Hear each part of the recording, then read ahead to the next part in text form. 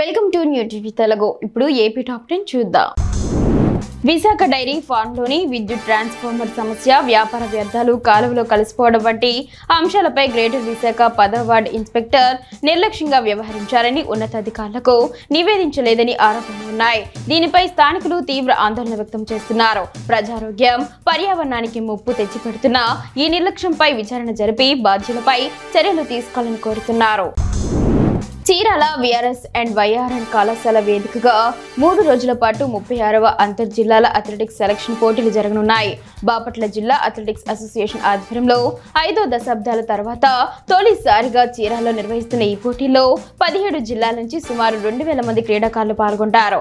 చీరాల ప్రజలు ఈ క్రీడలను తిలకించడానికి తరలి రావాలని ఏఎంసీ చైర్మన్ జనార్దన్ పిలుపునిచ్చారు.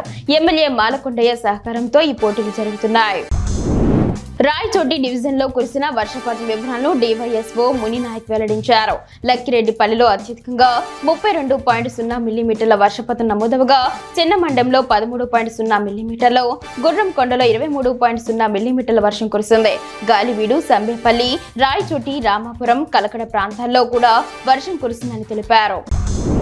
చీరాల విఆర్ఎస్ అండ్ వైఆర్ఎన్ కళాశాల వేదికగా ఆగస్టు 9, 10, 11 తేదీల్లో 36వ అంతర్ జిల్లాల అథ్లెటిక్స్ సెలక్షన్ పోటీలు జరుగుతున్నాయి.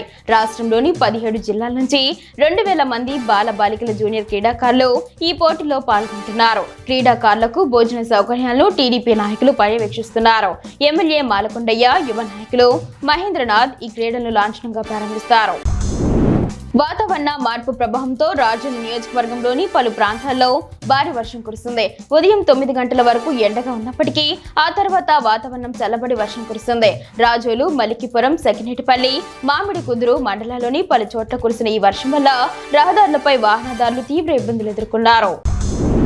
రాయలసీమ జిల్లాలో ప్రముఖ పుణ్యక్షేత్రంగా విరాజిల్లుతున్న చక్రాయిపేట మండలం గండి క్షేత్రంలో శ్రీ వీరాంజనేయ స్వామి దేవస్థానంలో విశేష పూజలు నిర్వహించినట్లు ఆలయ పాలక మండలి చైర్మన్ కృష్ణతేజ, ఉత్సవ కమిటీ సభ్యుడు వెంకటస్వామి తెలిపారు.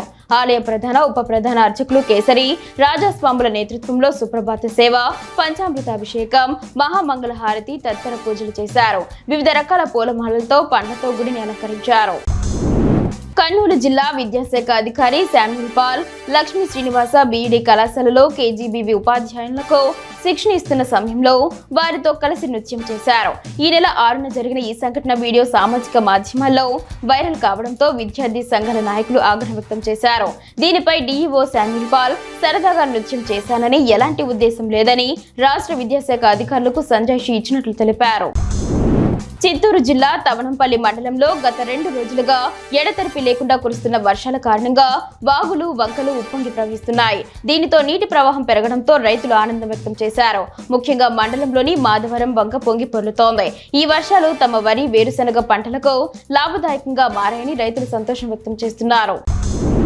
ప్రకాశం జిల్లా మార్కాపురం పట్టణంలోని ట్రైబల్ వెల్ఫేర్ పాఠశాలను ఎమ్మెల్యే నారాయణ రెడ్డి ఆకస్మికంగా తనిఖీ చేశారు. విద్యార్థులతో మాట్లాడి బోధన వివరాలను తెలుసుకున్నారు. మెనూ ప్రకారం ఆహారం అందించాలని అధికారులకు ఆదేశించారు.